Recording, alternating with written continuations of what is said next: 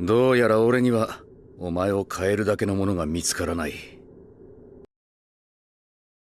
もうお前にしてやれるのは死だけだ。なら俺も同じだ。来い。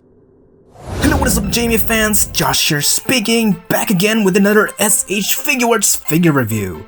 This time we're going to be taking a look at Obito Uchiha, Hollow Dreams of Despair from Naruto Shippuden.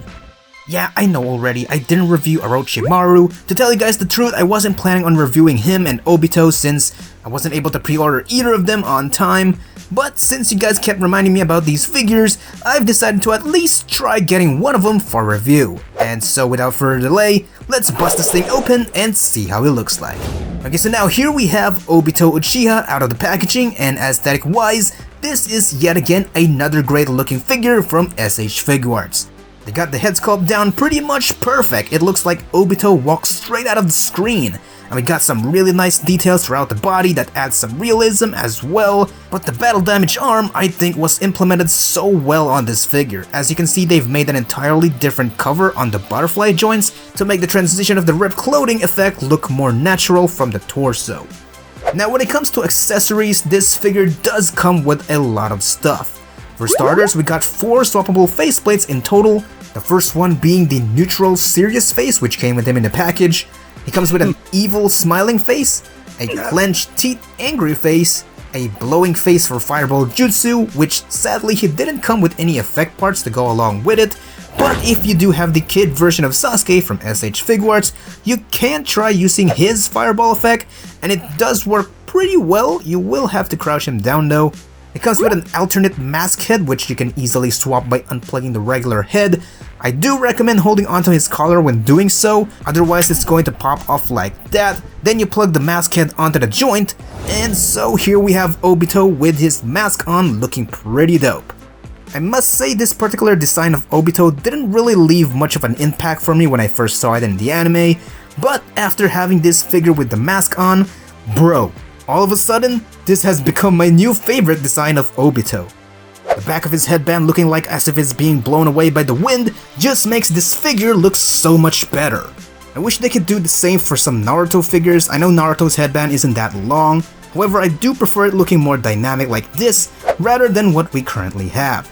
And speaking of Naruto, this figure does include a bonus Sage Mode faceplate for the SH Figuarts Naruto Jinchuriki entrusted with Hope.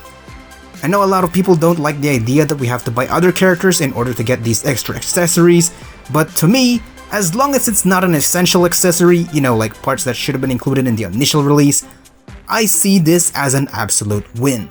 Because if you think about it, the faceplates that they are including with these other figures are just bonus faceplates that you can get by choice. Because when we think of Sage Mode Naruto, this is the face that usually comes to mind, and not this. It's more likely that eventually Tamashii Nations will release a whole separate Sage Mode Naruto figure with faceplates that are more necessary for that particular version of Naruto. So with that in mind, not only do we get the default expressions that come from the character releases, but we're also getting bonus expressions as we buy future releases, which for fans who tends to buy almost every character in this line, it is a win-win situation. Anyways, moving on to the hands, straight out of the packaging, Obito comes with a pair of fists. It comes with a pair of regular open palm hands, 2 chakra rod hands, 2 weapon holding hands, 2 pointing finger hands, 2 jutsu hands, and lastly 2 more jutsu hands, but this time fused together as a single piece. It also comes with the iconic Uchiha fan, which is the same exact weapon that Madara uses. It comes with this sort of like a chain that you have to connect onto Obito himself. As you can see, he does have a peg hole right around the armpit. You just plug that thing there, plug the other side of it onto the main weapon, and there you go, looking pretty badass. As you can see, this figure is able to support the weight of this fan. However, depending on the pose, it still has a tendency to slide down, as it is in fact a pretty huge accessory, so you are mostly going to be posing this thing upside down. Now moving on to articulation. Due to his color, his head movement is a little bit restricted, but as you can see, both the regular and mask heads can turn their heads at a decent amount. His headband on the mask head is connected to a ball joint so that can be moved around.